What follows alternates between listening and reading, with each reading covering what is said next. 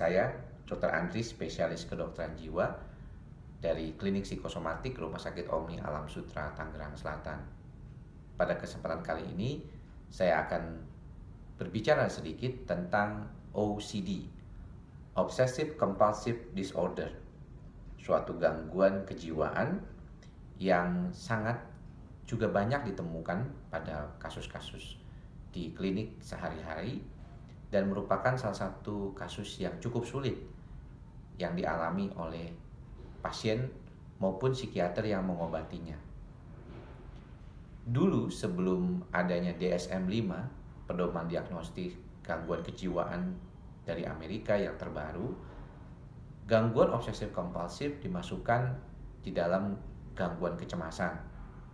Sedangkan saat ini sudah dipisahkan dan dimasukkan ke dalam kategori sendiri bersama dengan gangguan citra tubuh.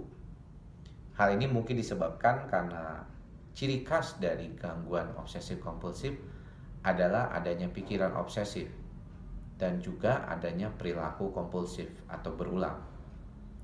Pikiran-pikiran obsesif ini biasanya dikaitkan dengan adanya suatu kecemasan yang berkaitan dengan kebersihan atau keberulangan atau kerapihan. Kita di dalam praktek sering menjelaskannya dengan istilah counting atau menghitung-hitung, cleaning atau membersihkan, dan checking atau mengecek. Biasanya kondisi ini dikaitkan dengan ketiga keadaan tersebut. Kondisi yang berkaitan dengan kecemasan obsesif kompulsif bisa kita bayangkan sebagai suatu keadaan di mana misalnya kita punya suatu barang berharga, contohnya laptop yang kita tinggal di dalam mobil kita. Kemudian kita meninggalkan mobil kita tersebut dan kemudian berjalan dari basement ke lantai 3 misalnya. Tetapi sampai lantai 3 kita baru menyadari apakah sebenarnya tadi kita sudah menutup pintu dan men-lock mobil kita. Jangan-jangan sebenarnya kita belum mengelok atau mengunci mobil kita tersebut. Sehingga ada kemungkinan orang bisa masuk dan mengambil laptop yang ada di dalam mobil tersebut.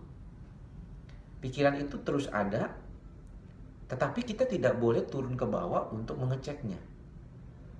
Itulah kecemasan yang bisa dibayangkan seperti kecemasan obsesif kompulsif, di mana ada kecenderungan untuk terus memikirkan mobil kita yang kita tinggal dengan laptop yang ada di dalamnya tersebut, tetapi kita sendiri tidak bisa melakukan sesuatu untuk mengurangi atau menghilangkan pikiran tersebut.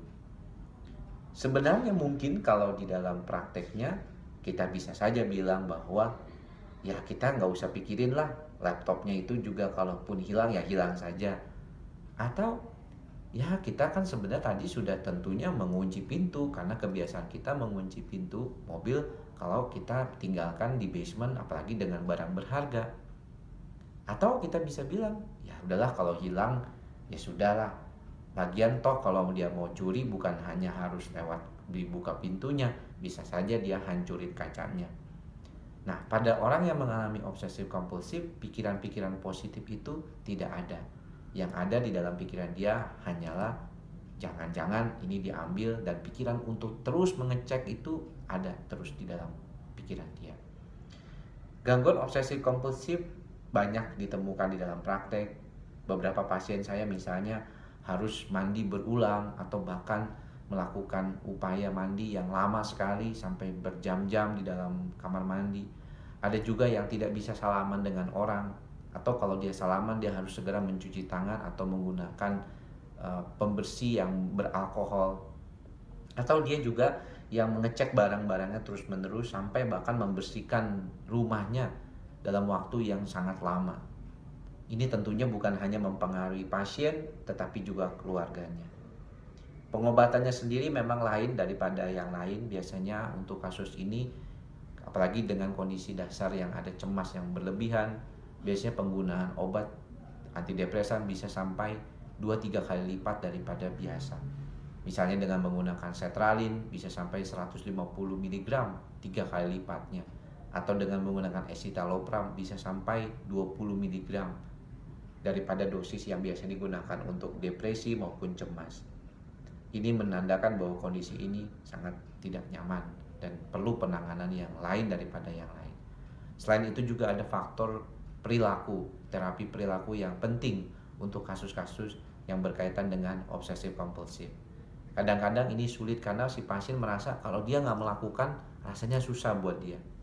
Ini juga yang paling penting harus diperhatikan selain juga dengan penggunaan obat.